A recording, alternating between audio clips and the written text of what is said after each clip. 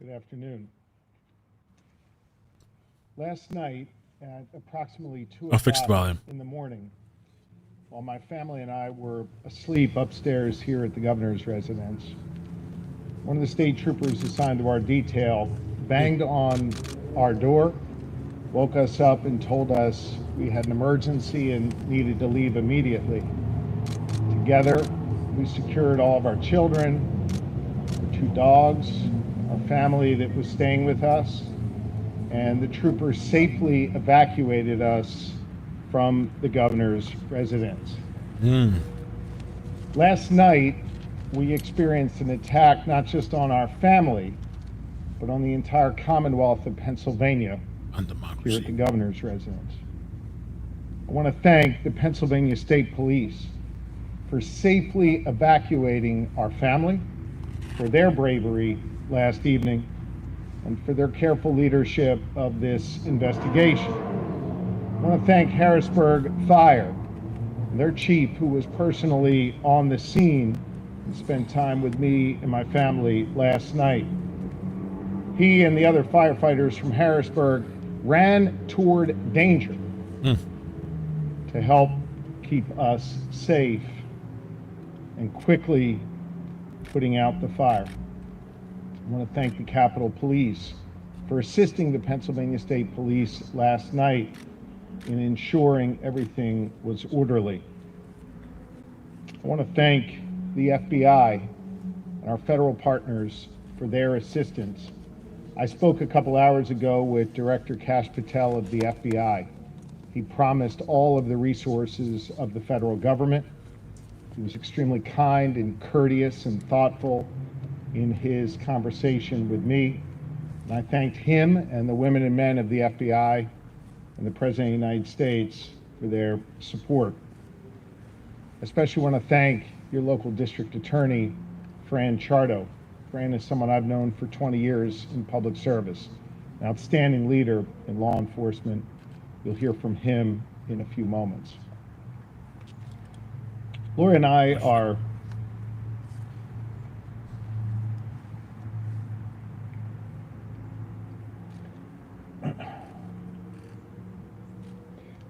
are overwhelmed by the prayers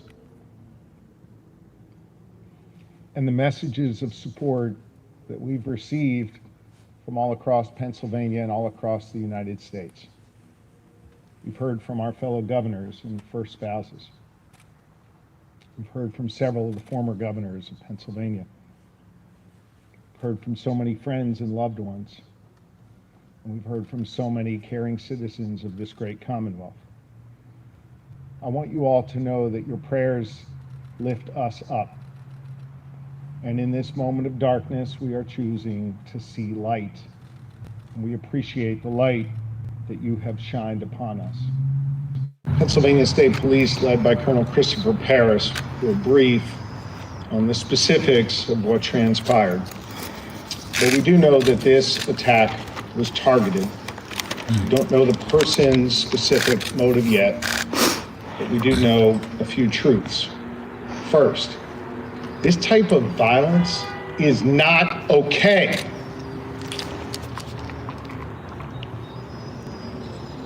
This kind of violence is becoming far too common in our society. And I don't give a damn if it's coming from one particular side or the other, directed at one particular party or another, or one particular person or another. It is not okay. And it has to stop. We have to be better than this. And we have a responsibility to all be better.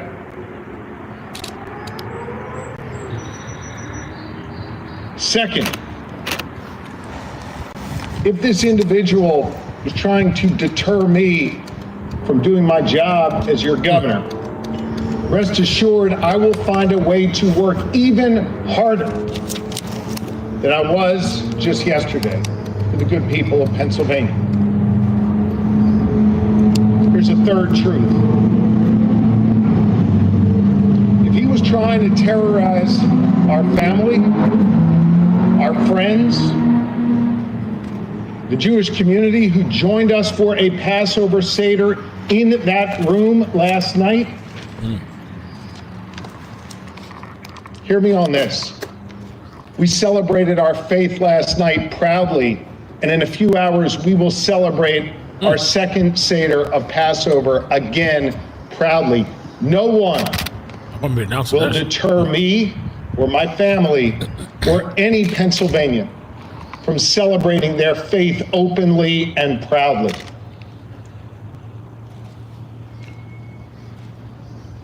I am grateful to the good people of Pennsylvania for giving me the honor to serve as their 48th governor. I will continue to pour every ounce of my being into this work. I'm going to do my best to be your governor, and right now to be a good husband and father to my family, who are obviously traumatized by what occurred here last night. We are grateful to law enforcement for helping ease some of that trauma thanks to their outstanding work. They were here within seconds, and they did an extraordinary job. Local, state, and federal law enforcement partners. I now want to bring up the Colonel of the Pennsylvania State Police to give you some specifics on the investigation, followed by our District Attorney, Fran Chardo, and then we'll do our best to take a few questions. Imagine they just forgot a candle on or some shit. That's all it was like a candle. Fell over. Thank you, Governor. I'd like to begin by saying, on behalf of not only the Pennsylvania State Police, but all of our partners, federal to municipal, that our hearts and prayers are with you and your family during this very trying 14 plus hours. I'd like to start off by preemptively offering that this is still very early in a very active and dynamic investigation. And I can tell you that we're pursuing any and all leads. We have processed the crime scene and released it just recently. You will see imminently how large and complex of a scene that it is. Physical evidence has been gathered and is in the process of being forensically analyzed, both at the State Police Crime Laboratories and also the Cumberland County Crime Laboratory, and I'd like to mention them specifically. As the governor stated, the work done by Harrisburg Fire Department was absolutely instrumental in preventing any loss of life last evening. To acknowledge again the Harrisburg Police and the major case team that the state police was able to put together. So to pause for a moment, that was comprised of and remains comprised of the Harrisburg Police Department, the Capitol Police, our partners from the FBI. I received multiple calls from the FBI SAC of Philadelphia, who happens to be out of country, and yet he took the time to call, as well as his assistant special agents in charge, who are not only here with us, but we've spoken to throughout this incident. I received a call personally from the Attorney General with an offer of any and all support. Received a call personally from the U.S. Attorney acting for the Middle District of Pennsylvania, John Greganis, offering any and all support of the U.S. Attorney's Office. And as the governor said, who you will hear from shortly, the Dauphin County District Attorney, Fran Chardo. So I can confirm at this point, as we put out already, we are conducting an arson investigation, and we are conducting an attempted homicide and aggravated arson investigation. That is the paradigm that we've operated in. A lot of the investigative tasks have focused on the who up until this point. Obviously, we're trying to piece together very early on the exact sequence of events. We were late in coming out here because we were getting rapid information as it was occurring, and I'm pleased to announce that we do have an individual in custody. His name is Cody Balmer, B-A-L-M-E-R, age 38, with the Harrisburg Post Office address. In terms of the sequence of events, because of the thrust of the investigation concentrating on the who, I want to be very deliberate in my comments as to the how and exactly the time frame. What I do feel confident in saying at this point is that we don't anticipate any charges for conspiracy, but again, I'd reiterate my qualifier that I mentioned earlier, that we are still very much inside the first 24 hours. But at this point, we do not anticipate that. Likewise, the quick action of the members of the governor's detail, not only his immediate family, but some extended family members who were here. You will see from the physical plant behind me how grave the situation was. And when this occurred, I will tell you, again, the exact sequence of events. We will conduct a full review, but I feel very confident in telling you that it occurred over an extremely brief period of time, several minutes. And the quick action of those troopers last night immediately shifted to the safety of the governor and his family and his extended family.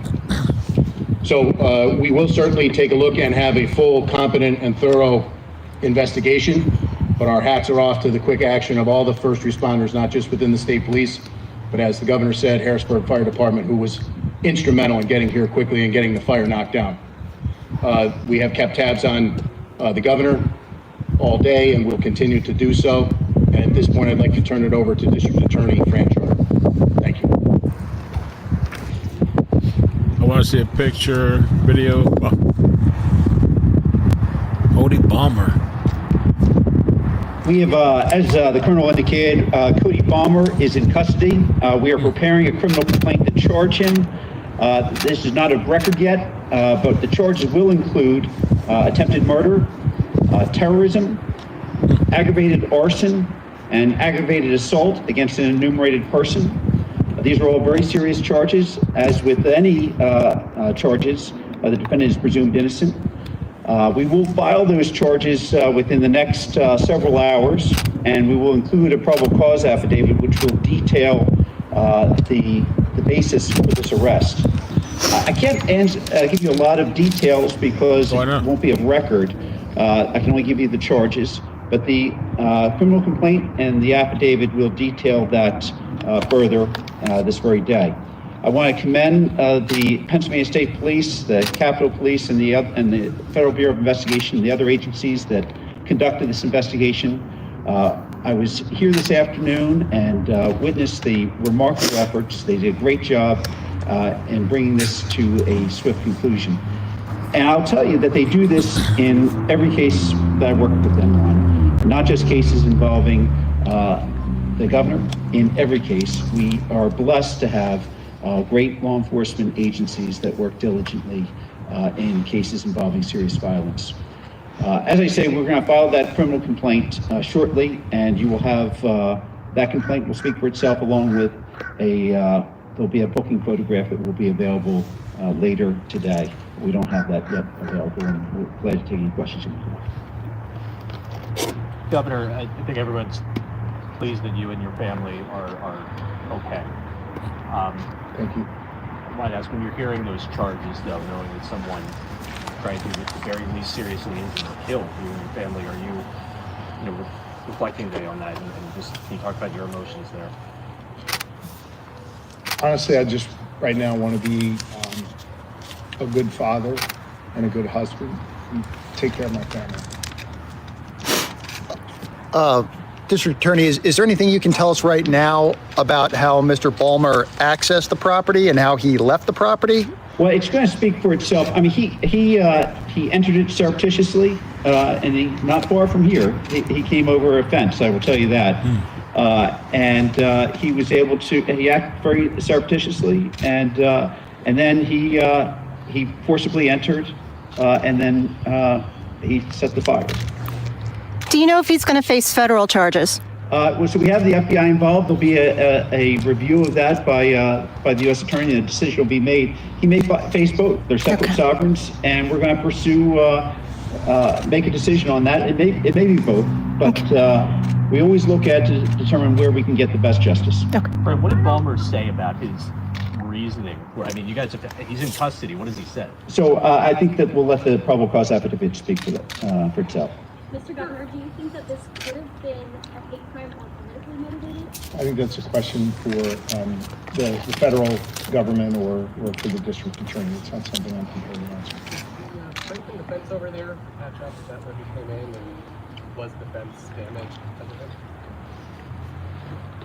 Yes, I will. I'll turn it over to Lieutenant Colonel Bivens at this point. That was the point of ingress.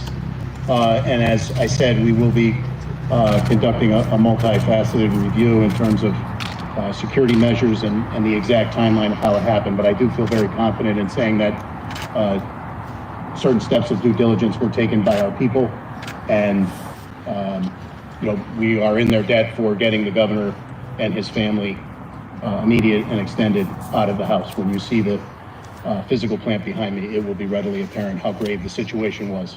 How did it happen? One second, I'll turn it over to Lieutenant Colonel Bivens. Is that him right there? I don't know. Let's see. People trying to find out who he came is. over a fence and right behind where all of you are standing right now. He actively evaded troopers who were here to secure the residence, even while they were searching for him on the property. While they were searching is when he attacked at the residence, broke in and set the fires. So that was all playing out over a period of several minutes. It was a very quick event that occurred, and again, troopers were actively searching for him at the time. He had some homemade incendiary devices. Molotov cocktail. Homemade incendiary? I'm not going to provide a lot more detail on that right now. A lot of material has been collected and is being analyzed, but I think homemade device describes it for right now. And then how did he exit the property? Before he started the fire? We knew that there had been a breach on the property, and we were searching to determine what had occurred, why there was a breach. Will there be an increased security presence around the governor's mansion, and will the FBI remain on site? Yeah. Talk a little bit about what's going to go on. So there is already a security review underway to determine how we can ensure that we don't have a repeat of a situation like this. We look at all aspects, personnel, there's only one Cody technical Balmer that pops up, surveillance Harrisburg. equipment, security equipment, all of that will be reviewed, and we will do our best to ensure that the governor and his family are safe in this residence. Oh, he got a long criminal history. Well, not really. He did make it into the residence. And then how Made did it he inside. get He off was the inside the property home? and where was he apprehended? He exited the property the same way he came on, back over the fence. He was apprehended in the Harrisburg area a short time ago. Governor, you talked about resilience, especially like at Passover, and you feel like being able to come back and say we're not going to stop celebrating this, especially in the light motivation, whatever it was that happened here. Do you think it's important to show not just Pennsylvania but the whole country you're not going to be fearful? I'm not fearful. I'm obviously emotional. I'm worried about my family. I want my kids to be okay. When we were in the state dining room last night, gathered with the community and family and friends, we told the story of Passover, and it's a story of going from bondage, from slavery, into freedom. I think it's an important story, both literally and figuratively, to tell. And I refuse to be trapped by the bondage that someone attempts to put on me by attacking us as they did here last night. I refuse to let anyone who had evil intentions like that stop me from doing the work that I love, stop me from being a leader of this Commonwealth and looking out for all Pennsylvanians. I will not be deterred in my work. I will not be afraid to do that work. Governor Roll was in the house at the time, and how was your family feeling? I'm not going to get into my family and who was in the house. I will tell you that obviously, when you get woken up at 2 o'clock in the morning with a banging on the door from brave Pennsylvania State Police telling you have to immediately evacuate, that's jarring, especially for children. They're doing okay now. They're all together. And as I said, shortly here, we're going to celebrate our second Seder together. We're going to have more family time. And I trust that Laura and I will make sure our kids get through this well, and listen to them, be there for their emotional needs, be there for their mental health support, our mental health support, and making sure that everybody is able to get through this and continue on with our lives. Me doing the important work I'm doing, my wife, our First Lady, doing the important work they're doing, and our kids being normal kids, doing what they do. Governor, was there any question from a security standpoint, any discussion? I'm sorry, I just didn't hear the beginning of your Governor, question. any question from a security standpoint, any discussions about having you come back to the scene so soon? And was this something you I'm wanted not to going do? to get into Sort of- my security. I have total confidence in the Pennsylvania State Police to keep us safe. As far as the suspect in custody goes, where are we at right now in terms of warrants for the residents or speaking to family members associated with the suspect? How is that going to play out now that all the federal agencies are involved in the state? So there are currently searches underway, some with consent, warrants where necessary. That will play out through the remainder of the evening, no doubt, and beyond if necessary. All of that information and evidence will be collected and worked through the district attorney's office. A decision at some point in the future, as the DA said, will be made whether there is anything that rises to the level of a separate federal prosecution.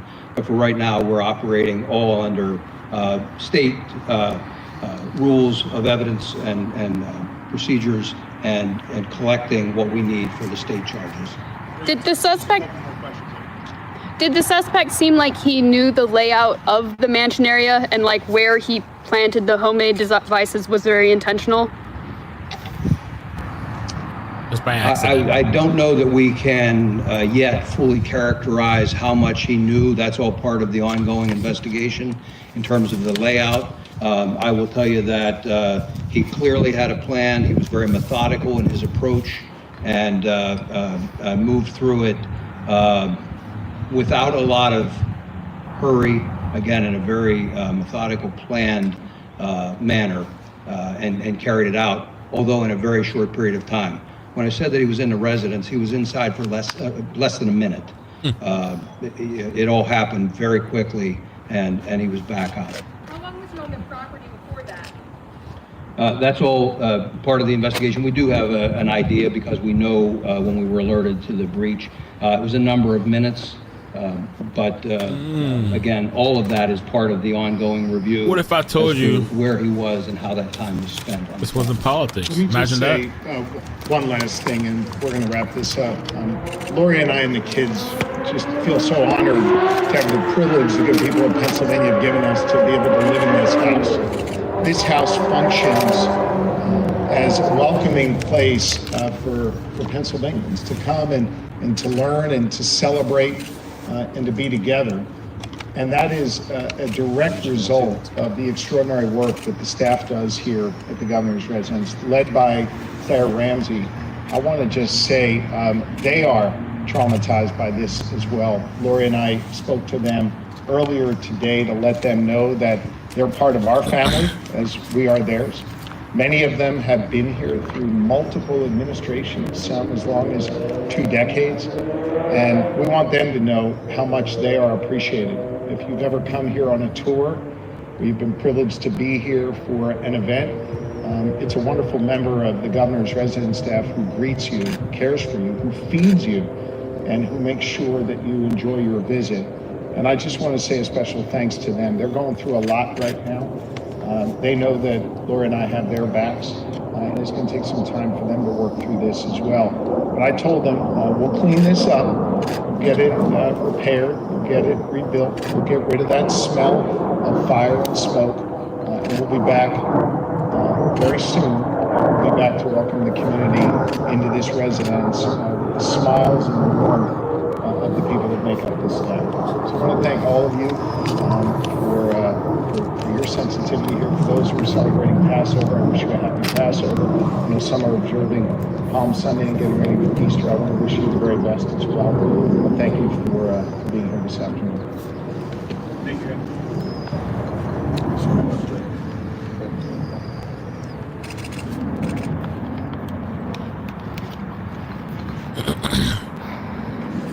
Oh man.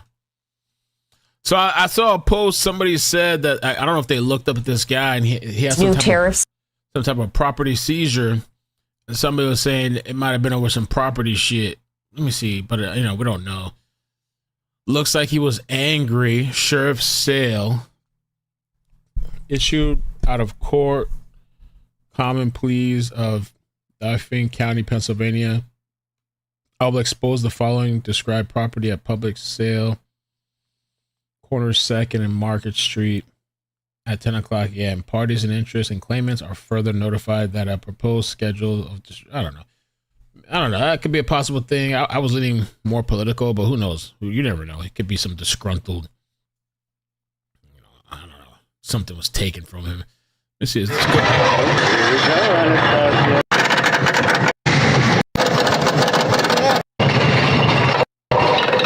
There's a picture going around, but I don't know if this is really the guy. People are posting this picture. There's more pictures on his Facebook profile. I think people just went to Google and typed in the name.